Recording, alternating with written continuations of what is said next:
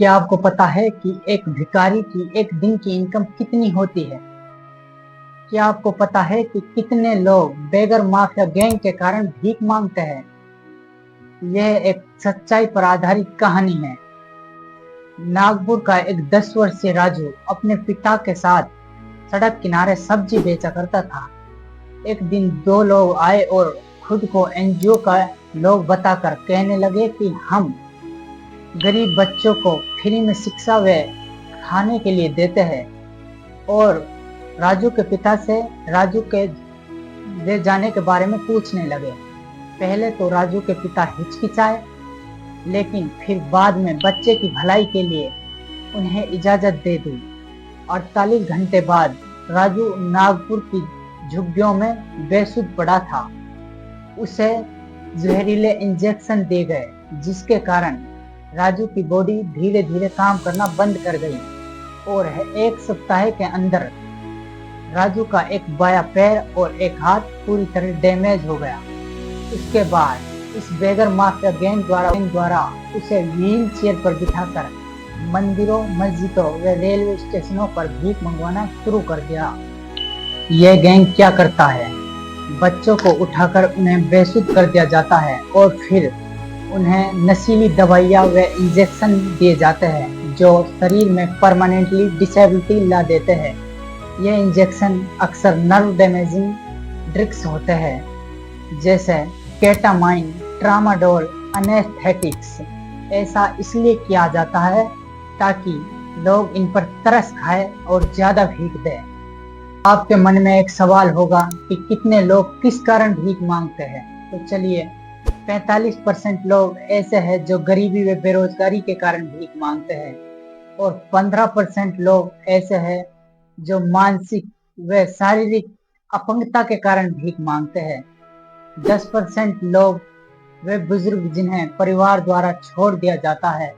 फिर 5% लोग नशे के कारण भीख मांगते हैं और 5% लोग शारीरिक मानसिक अस्थिरता के कारण भीख मांगते हैं और 15% लोग ऐसे हैं जो किसी बेगर माफिया गैंग के कारण भीख मांगते हैं।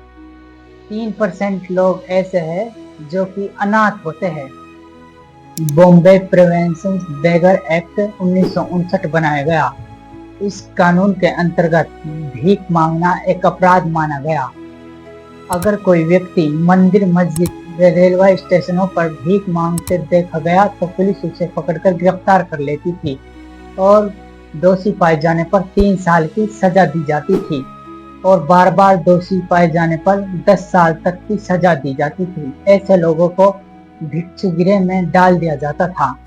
लेकिन बाद में दिल्ली हाई कोर्ट ने 2018 में फैसला किया कि गरीबी अपराध नहीं हो सकती, इसलिए भीख मांगना अपराध नहीं है और इसके बाद दिल्ली में भिक्षावृत्ति को अपराध की श्रेणी से हटा दिया गया। लेकिन मुंबई जैसे शहर में आज भी भीख मांगना एक अपराध है। आप सोच रहे होंगे कि आखिर भिखारी एक दिन में कितना कमाते हैं? तो 25% भिखारी ऐसे हैं जो दिन में 100 रुपए तक कमाते हैं और 30% भिखारी ऐसे हैं जो दिन में 100 से 200 रुपए तक भी कमाते हैं और 25% भिखारी ऐसे हैं जो 200 से 300 रुपए तक पर डे कमाते हैं। 15% भिखारी ऐसे हैं जो दिन में 300 से 400 तक कमाते हैं। लेकिन 5% भिखारी ऐसे भी है जो दिन में 600 से 700 तक भी कमाते हैं। अक्सर ये 5% भिखारी किसी बेगर माफिया गैंग के नेटवर्क से जुड़े होते हैं। इन सारा पैसा इनसे बेगर माफिया गैंग ले जाती है। इन्हें सिर्फ खाने के लिए भोजन दिया जाता है। एक साधारण भिखारी को नए शहर में भीख मांगने के लिए कई समस्याओं का सामना करना पड़ता है। वहीं बेगर माफिया गैंग के भिखारी ये भीख आसानी से मांगते हैं।